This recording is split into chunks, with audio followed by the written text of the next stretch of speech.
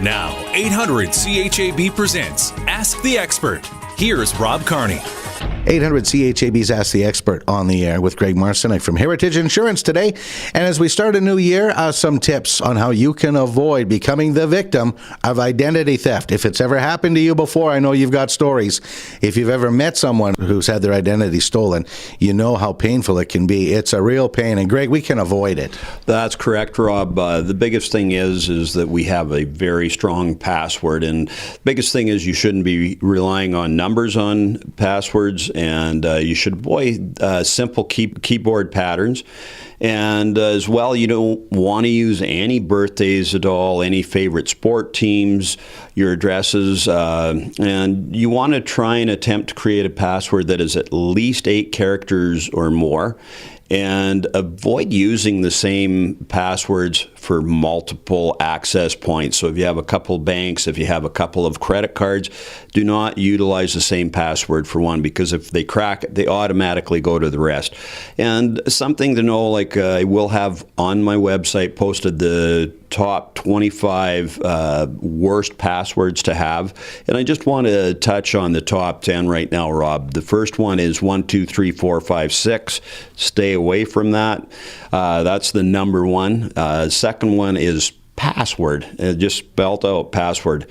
The next one is 12345678. QWERTY is the number 4. 12345 is number 5. 123456789, and again, these are those numbers. And then let me in is number 7. 123456 is number 8.